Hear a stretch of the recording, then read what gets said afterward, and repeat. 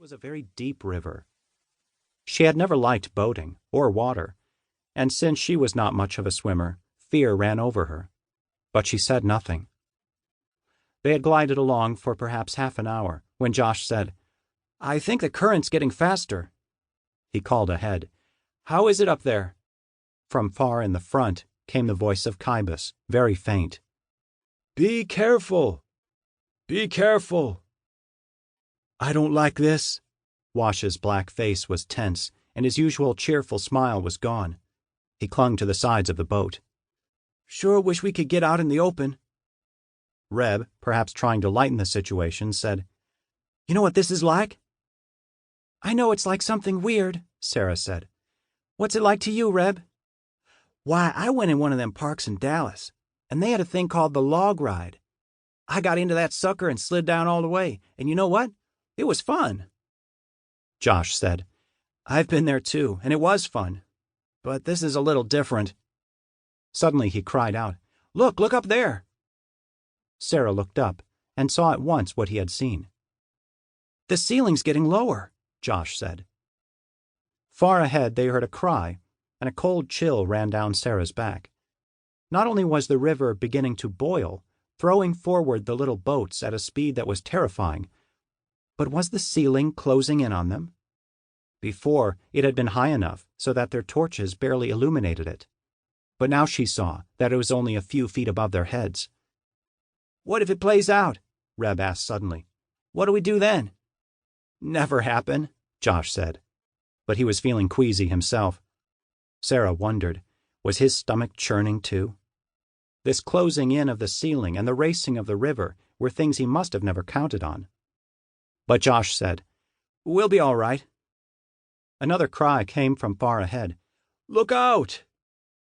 And then silence. "The tunnel's closing in," Sarah cried. Now the ceiling was so close that she could almost reach up and touch it. "We're all going to drown." Sarah grabbed at Josh. She caught his arm, which he was using to paddle, and caused him to miss a stroke. He said angrily, "Don't hold on to me, Sarah. I need to guide the boat." As if they hadn't enough trouble, suddenly the torches far ahead of them disappeared, just flickered out, except for the one right in front containing the other sleepers. "Are you all right?" Josh cried out. "Dave?" Dave's voice floated back. "We're all right, but it looks like we're running out of river. I can't even see the others." The ceiling dropped lower and lower, and now it was as if the boat were being drawn into a giant whirlpool.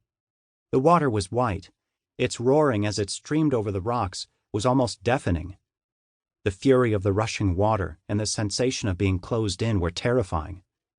Fear rose to grip Sarah, and then she heard Abigail scream, "We're all going to die! We're all going to die!" And at that moment, though she had little use for Abigail's manners, Sarah thought there was some excuse for the girl's terror. Hang on, Josh said. "We'll make it." There was a mighty roar then, as the river seemed to reach a crescendo of sound, and Sarah gave up all hope. She crouched in the bottom of the boat, covered her ears with her hands, and began crying out to Goel for help.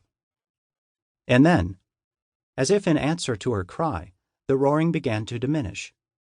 Sarah looked up to see that the ceiling was no longer right above her head, but was rising, almost magically it seemed. "We made it through! We made it through!" Josh cried. "Look ahead there!" Sarah gasped in amazement. They had come into a huge cavern with a ceiling so high that it seemed to go up forever. The torches did not enable them even to see it. On each side, they began to pass huge stalactites and stalagmites that glittered like diamonds, reflecting the torchlight.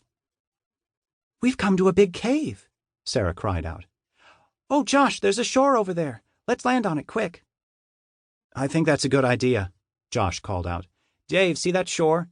I think we'd better pull in." "All right," Dave called back. The two boats turned toward a long sloping beach in a side eddy of the river. As the first boat landed, Jake leaped out and pulled in the prow. Reb did the same for the second boat.